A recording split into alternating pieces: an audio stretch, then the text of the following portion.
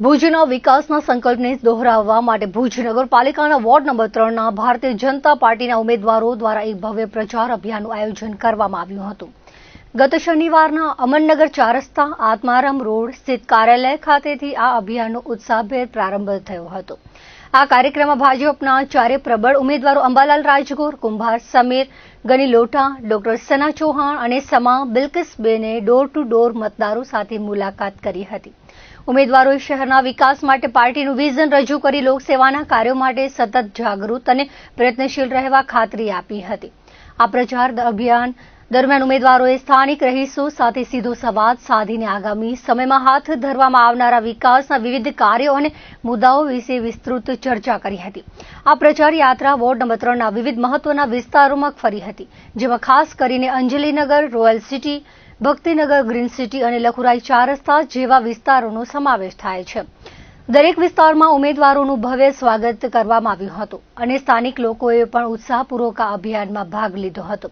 પ્રચારના માધ્યમથી ભાજપના ઉમેદવારોએ લોકોને વિકાસના પક્ષમાં રહેવા અને શહેરની ઉન્નતિમાં સહભાગી થવા માટે આહવાન કર્યું હતું।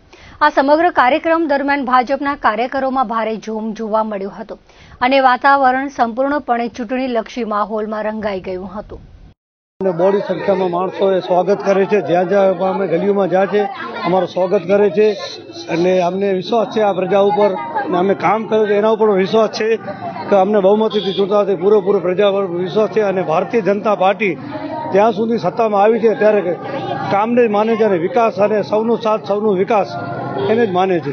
દાલાભાઈનું કામ છે એ જ અમને ફાયદો છે। જ્યારે 80% કામ પૂર્ણ કરી નાખ્યો છે દાલાભાઈ, 20% કામ બાકી છે, નવી બોડી આવશે એમાં અમે પૂર્ણ કરી આપશું અને જે પણ અધૂરાશ બાકી છે એ અમે જલ્દી પૂરી કરશું એવી અમે અહીંયા પ્રજાને ખાતરી આપીએ છીએ। અમારો પ્રચારનો બીજો દિવસ છે। અમે લગભગ એરિયા ફર્યા, બહુ જ જોરદાર સપોર્ટ છે। કાસમભાઈએ કરેલા જે વિકાસના કામો છે એ અમે આજે અહીંયા પ્રચારમાં નીકળ્યા ત્યારે અમને ખબર પડે છે। આદલીનગર 2 છે, આદલીનગર 2માં 3 નંબરનો વોર્ડ નંબર 3। જે દાલાભાઈ તમારા જે વિસ્તારના વાદા પૂરા કર્યા હતા એ વાદા પૂરા કર્યા કે ન કર્યા? આ વાદા પૂરા કર્યા છે। ગટરનું કીધું તો ગટરનું કામ અત્યારે અહીંયા ચાલુ છે ને રોડનું પણ કીધું છે કે 2 મહિના પાછળ રોડનું પણ તમારું કામ થઈ જશે। ને મારે પક્ષથી મતલબ નથી, મને માણસોથી મતલબ છે।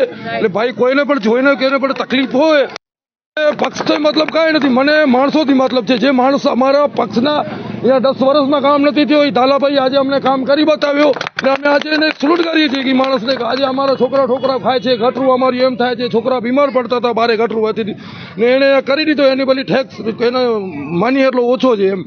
અમને આ વોર્ડે જંગી બહુમતીથી જીતાડેલ અને ભારતીય જનતા પાર્ટીનું જે એક નેમ છે કે સબકા સાથ સબકા વિકાસ, એ પ્રમાણે વિકાસની જે કામગીરી અત્યારે તમે જોઈ રહ્યો છો। આજની તારીખમાં પણ આંધળીનગરમાં લગભગ 80 લાખના ખર્ચે ગટર જે આંધળીનગર અસ્તિત્વમાં આવ્યું, બિન ડેવલપ થયેલી સોસાયટી હતી, ભૂકંપ પછી આંધળીનગરનું અસ્તિત્વ થયો અને જેમાં કોઈ પાયાની સુવિધાઓ ન હતી, રસ્તા, પાણી, ગટર।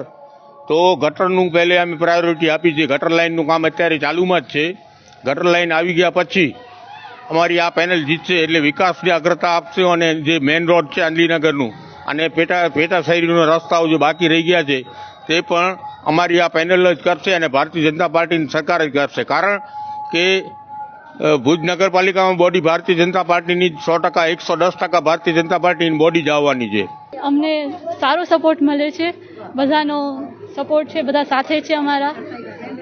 2 દિવસથી અમે પ્રચારમાં આવી છીએ અને બધા લોકોનો સારો રીતના સપોર્ટ છે। તો અમે જે ઉમ્મીદ લગાડી છે અમે કોશિશ પૂરી કરશું કે એના પર ખરા ઉતરી।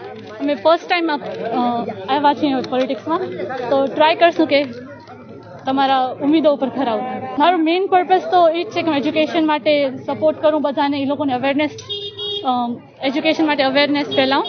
તો બસ મારી કોશિશ એ જ છે કે ઘણા બધા અહીંયા લોકોને હજી નથી એટલું એજ્યુકેશન ઉપર નથી, એ લોકોને કટ કરાવવાનું।